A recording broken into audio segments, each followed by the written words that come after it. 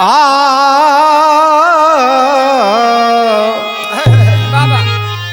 हो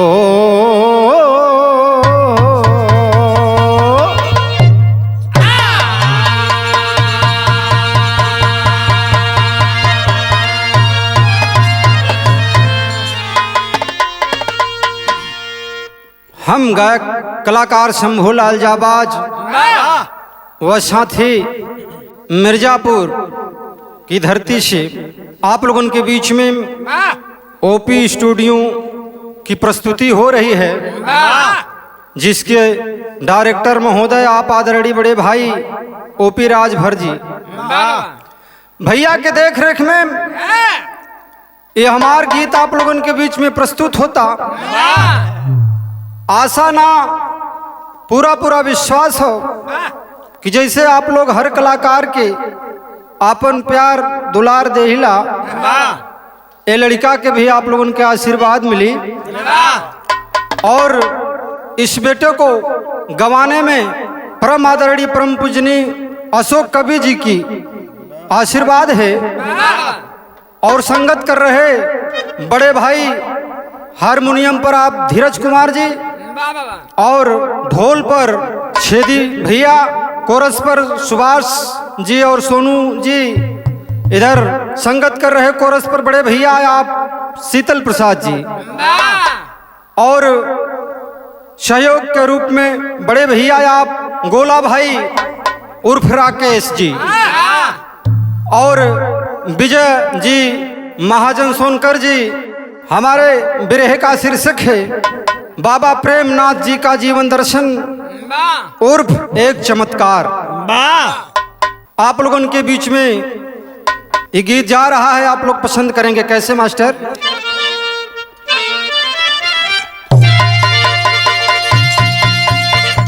जैसे सूरजवा के जगमग किरनिया निशा को मिटा करता जग में उजाला, रविदास के जैसे कठवत के पनिया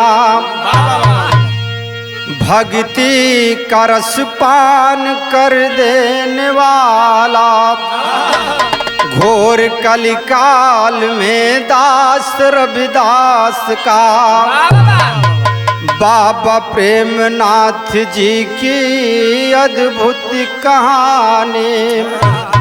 निस्वार्थ सेवा जो दुखियों का करते, अंजुल में ले अपन गंगा का पानी।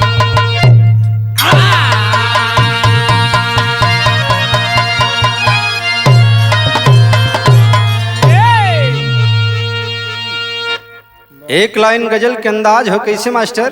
बाबा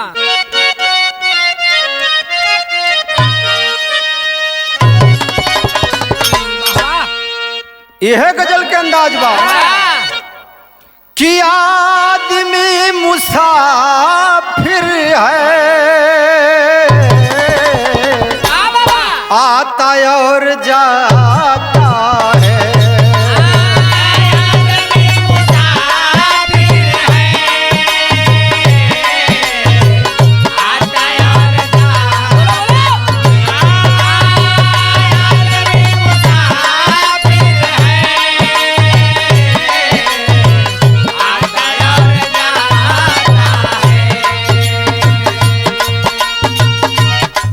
ये तो गजल के अंदाज रहल। आदरणीय अशोक कवि जी लिखलन। का लिखलन मास्टर? दिल दुखी गरीबों का जो बना सहारा है,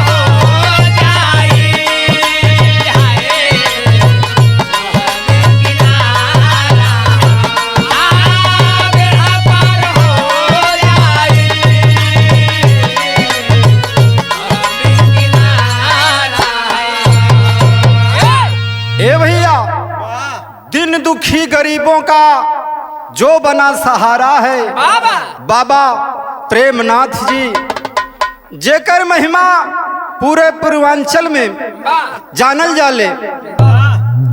आज जे भी दुखिया गरीब चरण में आवेला ये बाबू, ओकरे कष्ट के निवारण जरूर होला। कहानी के शुरुआत भइल कैसे मास्टर?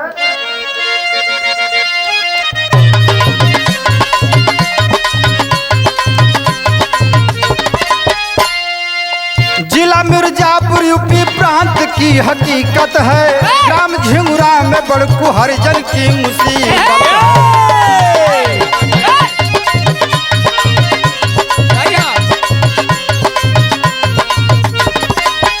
ब्लॉक पहाड़ी थाना पड़री के तराई में, गजब गरीबी पत्नी मखना के तरुआई।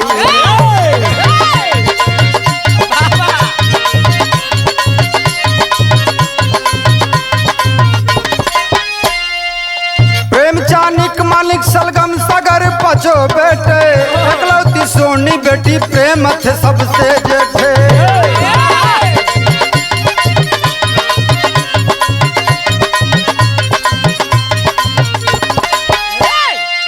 धीरे धीरे बाबा प्रेमनाथ जब सयान हुए, नाग के रूप में सहारा तो भगवान हुए।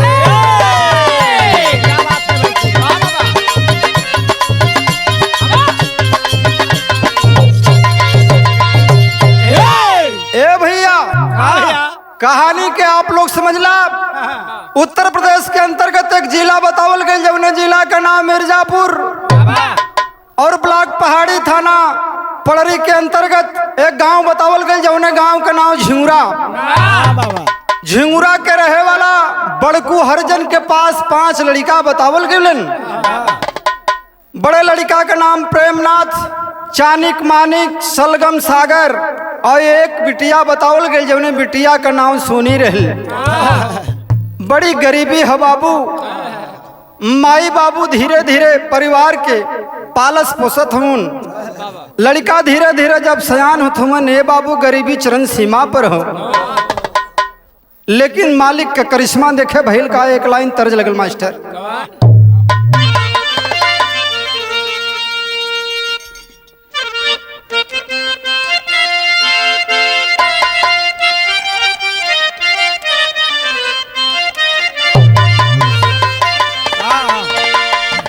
एक गीत के माता बहन गावलन कैसे?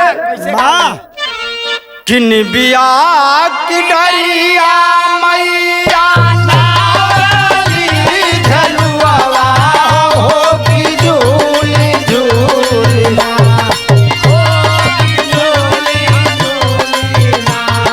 मैया मोरी गावली गीतिया हो की झूली झूली ना।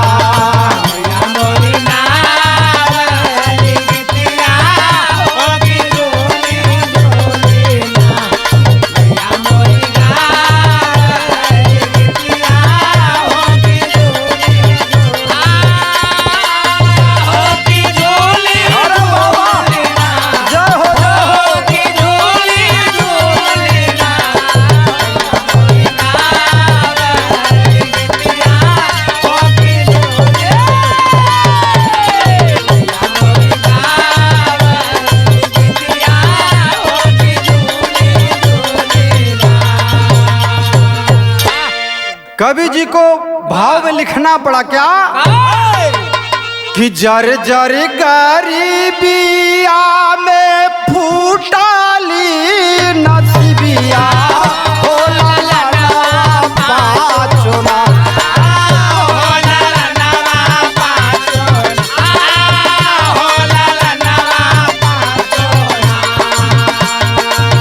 हो ला ला नावा पाचोना, जुरे ना पेट भरे भोजन, हो ला ला नावा पाचोना।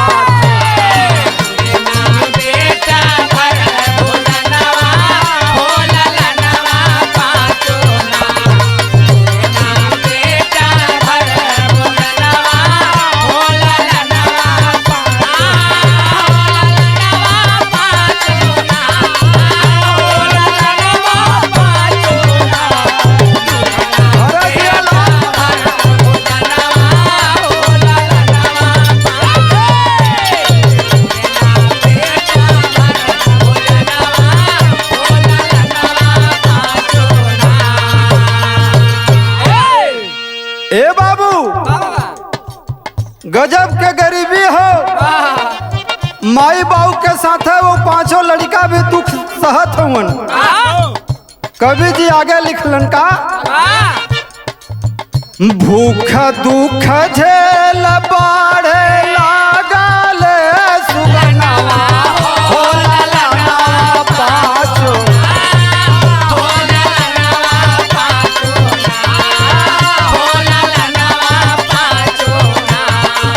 हो ललनावा पाछो ना प्रेमानाथ दुखी भय मनवा हो ललनावा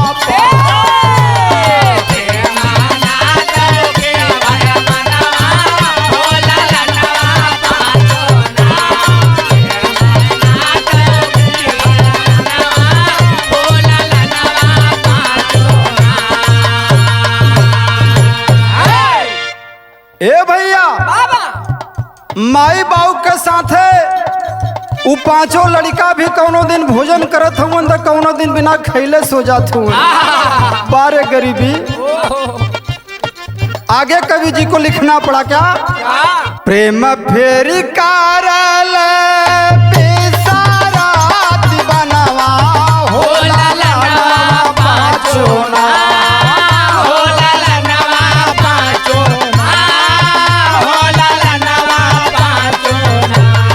कुछ दिन बानर का सवनवा हो ललनावा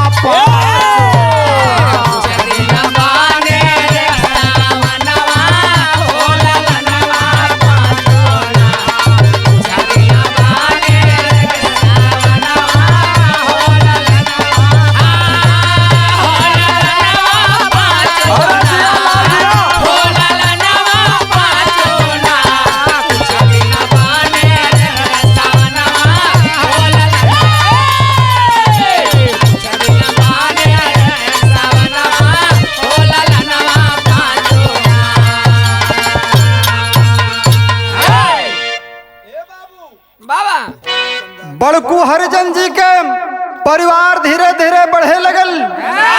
बाबा प्रेमनाथ जी कंधे से कंधा मिला के पिताजी के साथ मजदूरी के परिवार के भरल पोषण करे लगलन बाबू। तो कुछ दिन विसारती सामान लेकर के बेचलन। धीरे धीरे सयान भैलन। मिर्जापुर शहर में जाकर रिक्शा चलाने का काम किए। इतना ना जब बाबा प्रेमनाथ जी और सयान भैलन तो शादी विवाह भेल। और वो शादी विवाह के बाद 7 लड़की के पैदाइश भेल। और धीरे धीरे परिवार आगे बढ़त है। तो देखें भैल का तर्ज लगल मास्टर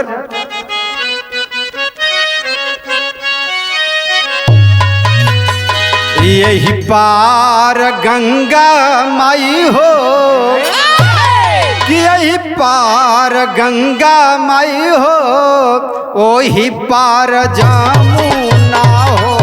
यही पार गंगा माई हो वही पार जमुना हो। यही पार गंगा माई हो वही पार जमुना हो।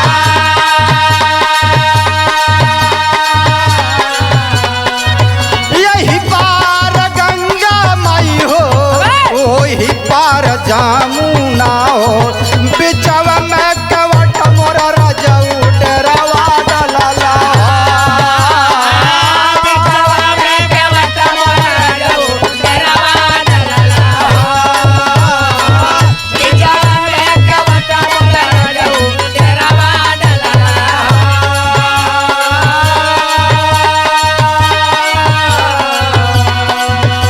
ई तो तर्ज रहल। भाव में कवि जी लिखत हूँ उनका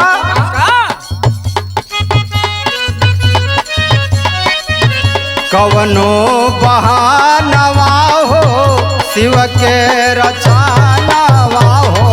कवनो बहानवा हो शिव के रचनावा हो। कवनो बहानवा हो शिव के रचनावा हो। कवनो बहानवा हो शिव का रचनावा हो। डिम डिम डमरुआल का डमरुआ बाजल हो।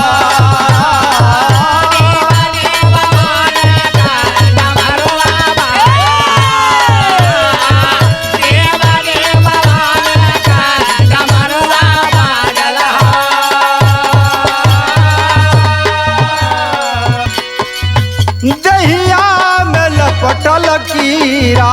जहिया में लपटल कीरा, अरे जहिया में लपटल कीरा। तनिको दर्द ना पीरा। तनिको दर्द ना पीरा, तनिको दर्द ना पीरा। सर पर बफा नवा हो दई के ज्ञानवा हो। हर भरा बसाना हो, करके दिया ना हो। हर भरा बहाना हो, करके दिया ना।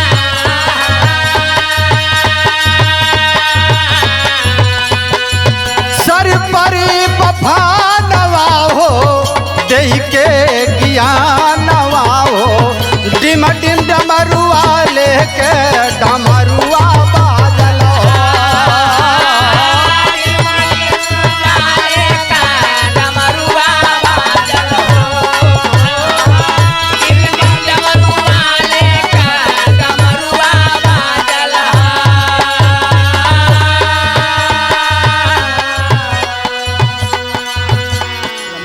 ए भैया, प्रेमनाथ जी विसारती सामान लेकर के ठेले पर गांव से बाहर चले पहाड़ी के तरफ। अब कुछ है दूर जब पहुंचलन पहाड़ी के तरफ, हे बाबू तू अपन ठेला खड़ा के सोचलन कुछ आराम कैल नहीं। तब तक के घटना घटल।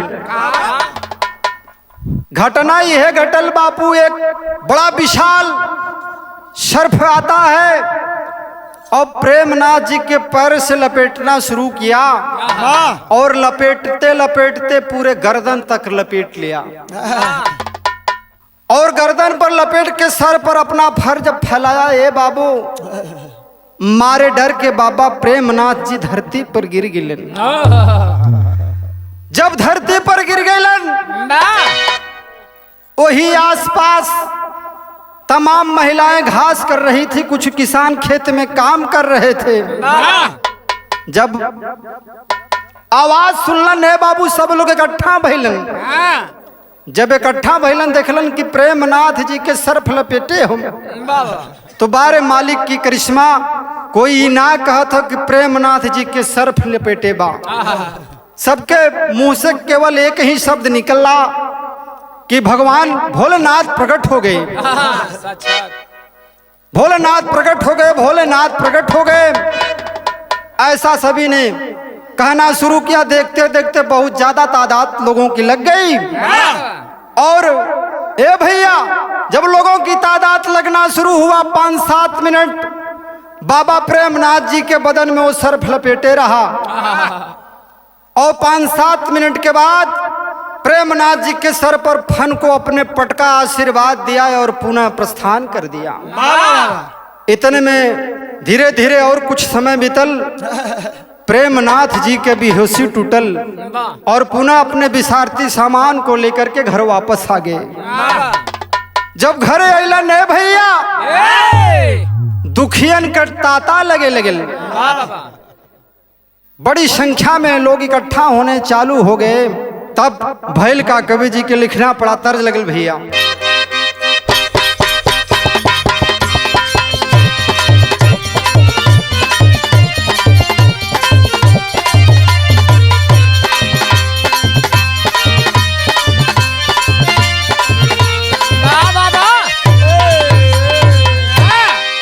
यह तर्ज के नमूना बाका, ना छप्पर न छानी सब कहे लायो घरदानी।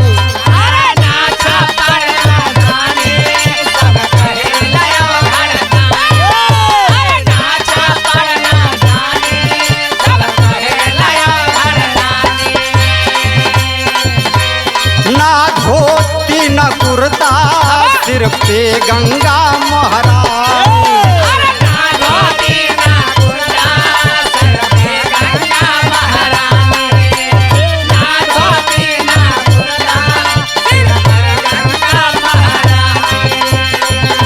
भांग धतूर चढ़े, भांग धतूर चढ़े बेल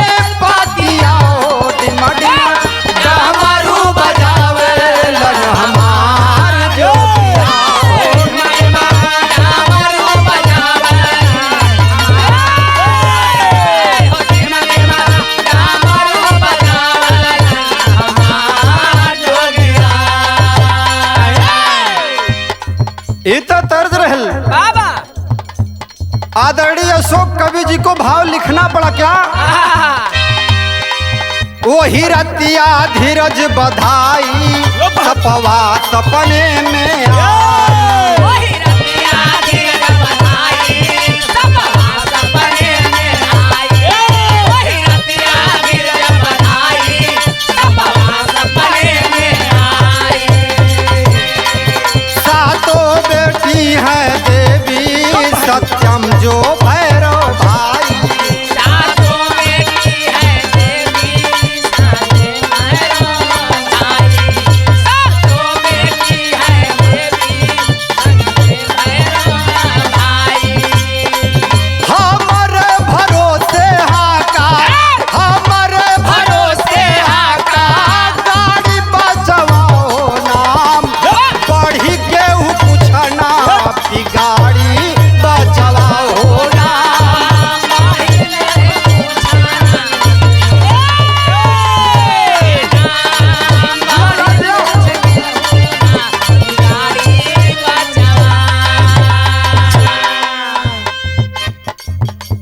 उस सातों बिटिया के लेके बाबा प्रेमनाथ जी जीवन व्यतीत करने लगे।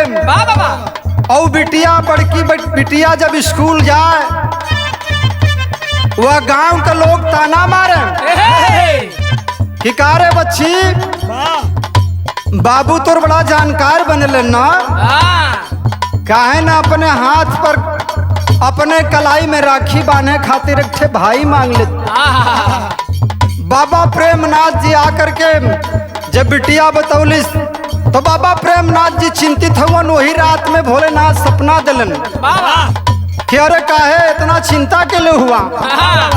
सात बिटिया तो हर बेटी ना है नु देवी स्वरूप है और एक लड़का का पैदाइश होके जात है जौने कि कवि जी बतौलन कि भैरव भाई के रूप हो। और कवि जी लिखत हवन का प्रेमनाथ बाबा बने ज्ञानी ध्यानी योगी। प्रेमनाथ बाबा बने ज्ञानी ध्यानी योगी। प्रेमनाथ बाबा बने ज्ञानी योगी। बैठे राजगढ़ में ठीक करने लाग रोगी।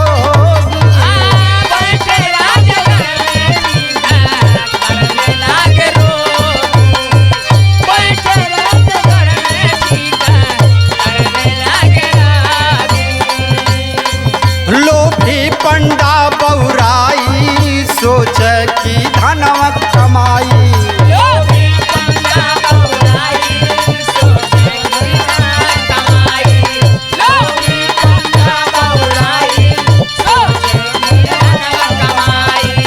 बाबा के भैले बागी बलपुरवा का धनवा उगाए।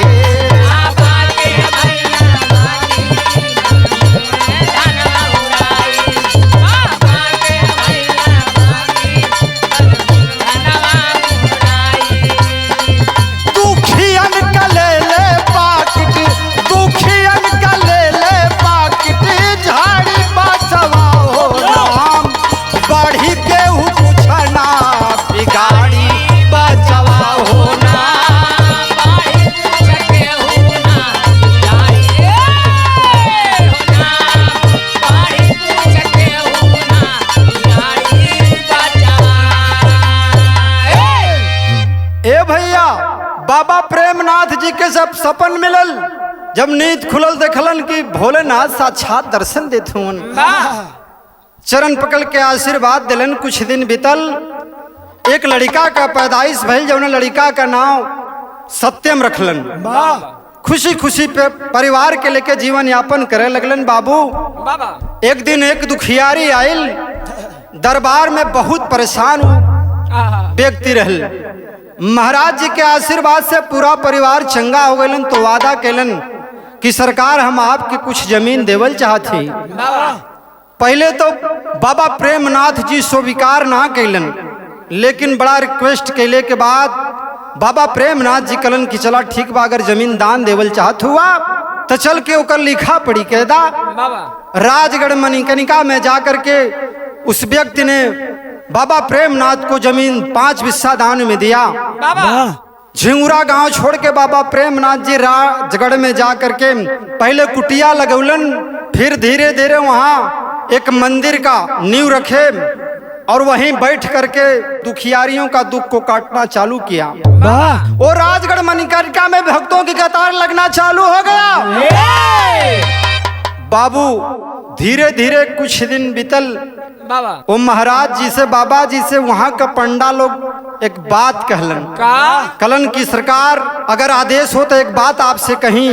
आदेश मिलल कलन की सरकार हम चाहते कि आप आदेश देता तब कुछ हमहानों का कमाई हो जाता।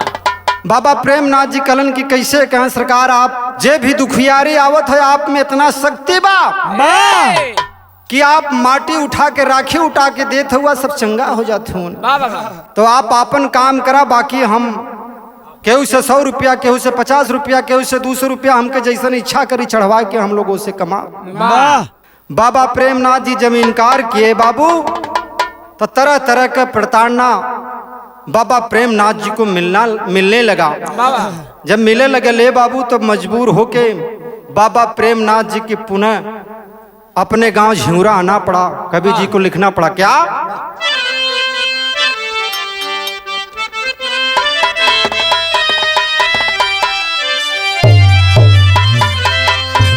कि भुजंगा गंगा माई सारथी, भुजंगा गंगा माई हो,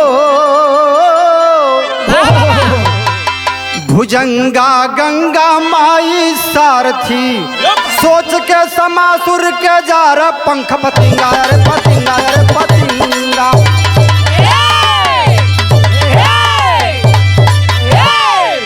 भुजंगा गंगा माई सारथी, सोच के समासुर के जा रहा पंख पतिंगा।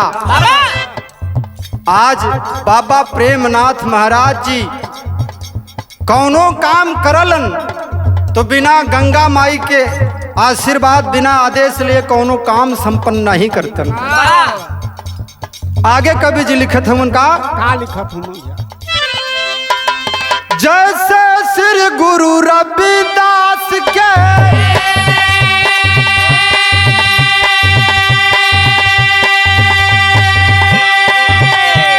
जान का दुश्मन बने हजार,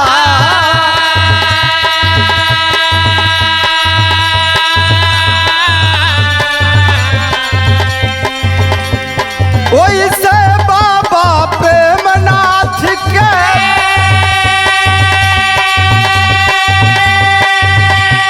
पाछे पड़ गईल बदका।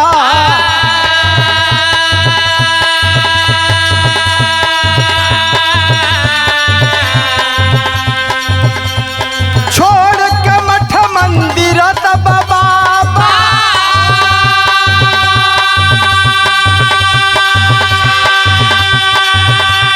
झिंगुरा गाँव को किए पया।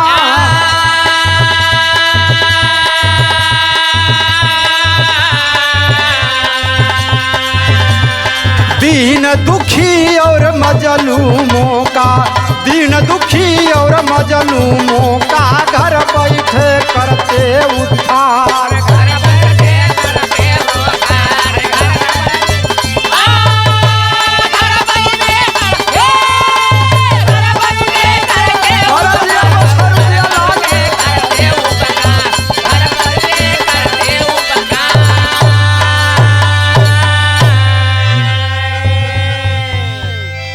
ए भैया, जब राजगढ़ मणिकर्णिका से पुनः झिंगुरा गांव के अलन तो फिर भक्तन के दुख हरे चालू केलन। आज आप जा करके देखेंगे लॉकडाउन के भी समय में भक्तों का ढेर सारा कतार लगा था। साक्षात हम और आदरणीय अशोक कवि जी जा करके वहां देख करके पुनः इस गीत को लिखना पड़ा। आगे कवि जी लिखत हूं, उनका तर्ज लगल भैया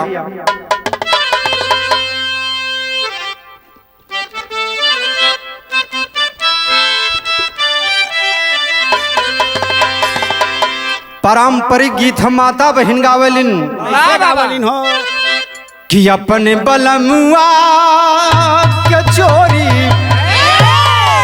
अपने बलमुआ के चोरी हो गोरी मांगे गुन गुनवा।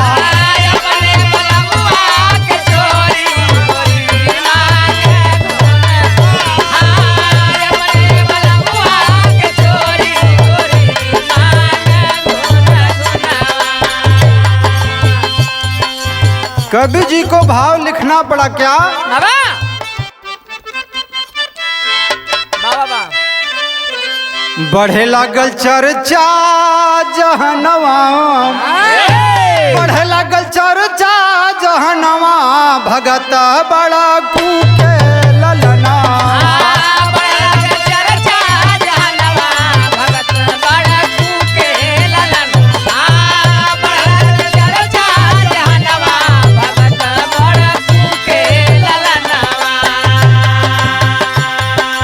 दुखियों का दुख भाव भक्ति से काटे, दुखियों का दुख भाव भक्ति के साथे, दुखियों का दुख भाव भक्ति के साथे।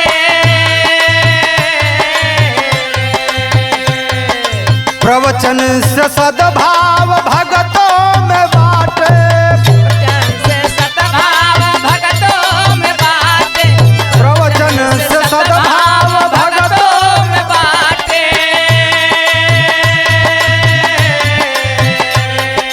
गंगा ककरया चवनवा, गंगा ककरया चवनवा भगत बड़ा कूके ललना।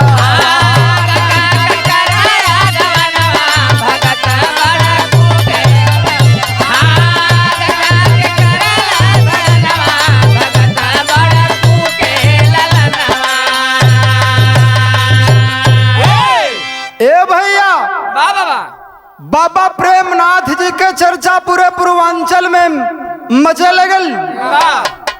जे भी दुखियारी दुख लेके जाए, बाबा के आशीर्वाद लगे तुरंत चंगा हो जाए। किसी प्रकार का अगर आपके बदन में दर्द हो, बाबा के पास जाने से, केवल हाथ स्पर्श होने से सारे दुखों का निवारण हो जाता है। हमने अपने आंख से देखा। आदरणीय अशोक कवि जी और हम साथ गए जाकर के उसका अनुसरण किया, देखा। वहाँ के सारे वातावरण को देखने के बाद कवि जी की कलम उठी और इस गीत को लिखने के लिए मजबूर हो गए। पापट में कवि जी को लिखना पड़ा क्या?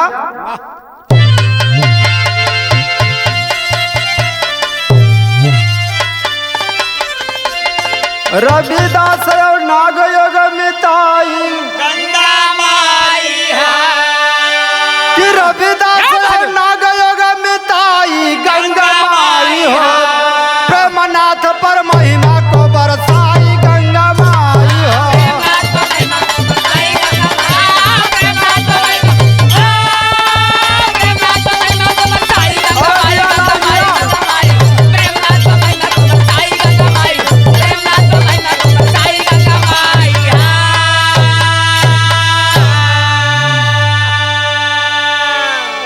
लंगड़ा लूजा डोल के जाते बाबा जी का महिमा हो, और पुत्र प्राप्ति बाझन के बाढ़ लागल गरिमा हो।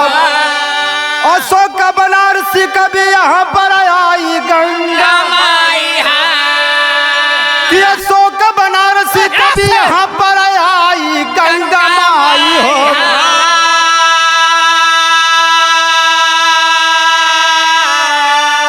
और रचना कैल सर्वे लिस्ट जुटाई गंगा माई हो।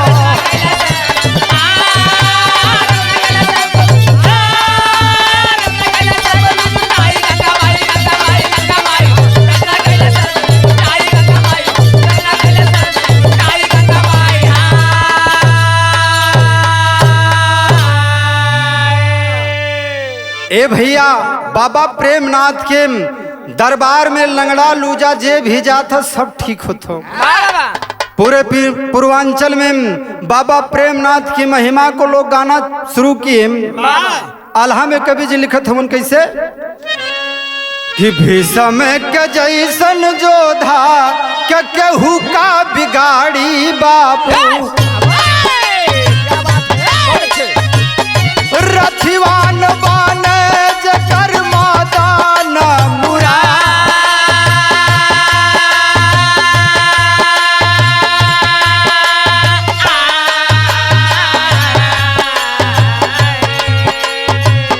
कैसे केहू मारी सत्य हुआन का परनवा पंचो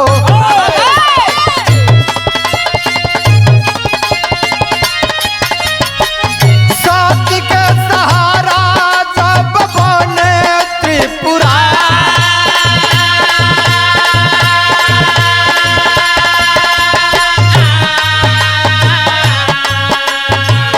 प्रेमनाथ बाबा जी के मार के परनवा पंचो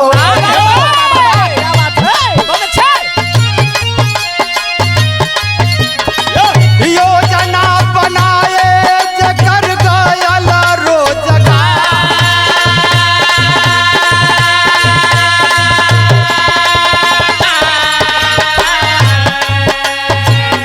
आधी रातिया के आए बाबा के भवनवा भैया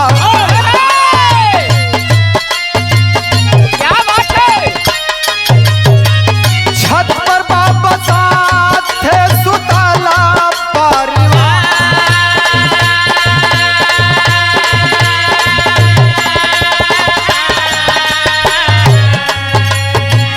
लेके हाथियार सब चढ़े छत पे भैया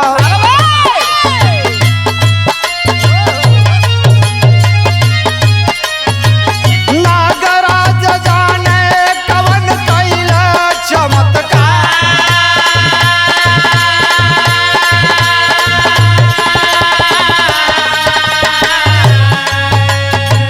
पपियन के पैरा तले सुते बाबा योगिया भैया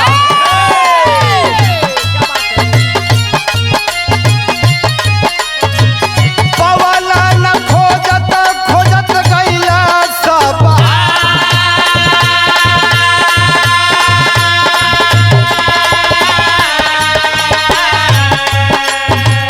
धन्य बड़ कुछ छोटकू धन्य तोहरो ललनवा साहेब धन्य मखना देवी धन्य हीरावा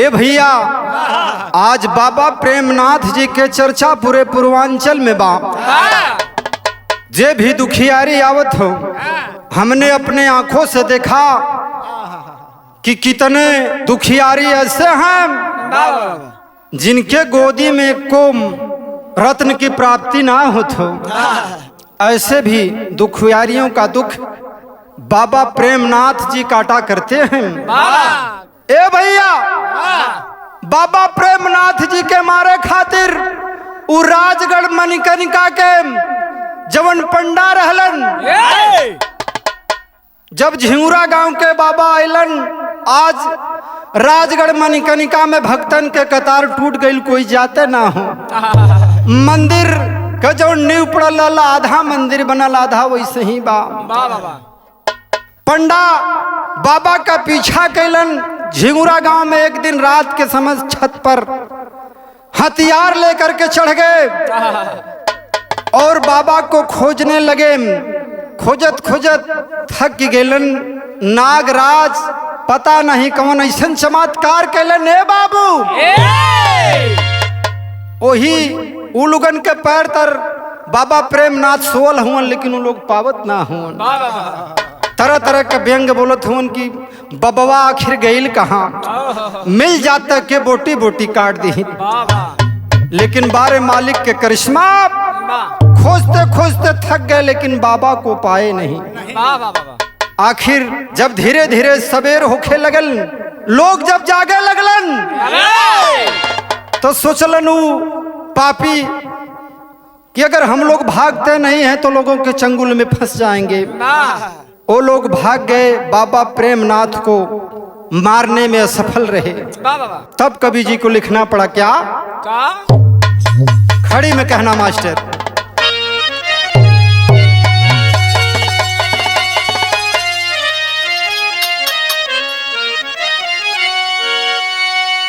रविदास के कलिकाल में प्रखर सकती, जय जयकार बाबा प्रेमनाथ जी की भगत।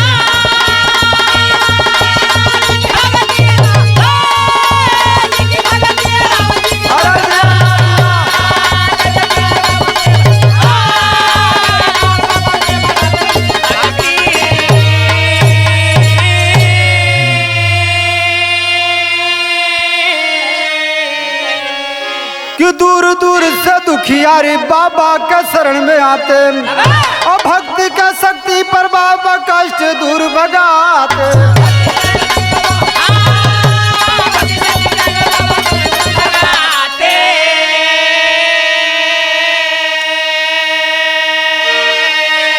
माघ पूर्णिमा भंडारा की ज्योति जलती, जय जयकार बाबा प्रेमनाथ जी की भक्ति।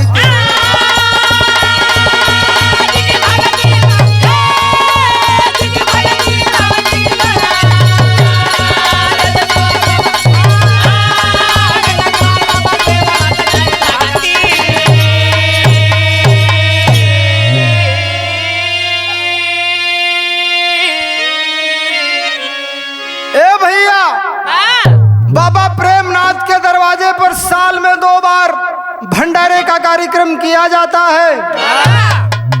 संत शिरोमणि गुरु रविदास जयंती के शुभ अवसर पर और गुरु पूर्णिमा के दिन भंडारे का उत्तम व्यवस्था किया जाता है। भक्त आकर के गुरु महाराज से आशीर्वाद लिया करते हैं। आखिर में गुरु घराने का परिचय कैसे भैया?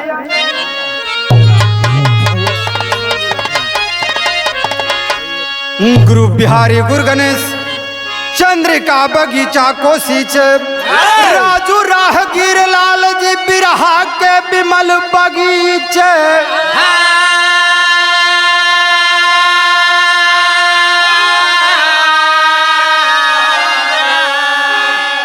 भुजंगा गंगा माई सारथी, शंभू कवि अशोक से बच के लेना पंगा। भुजंगा गंगा माई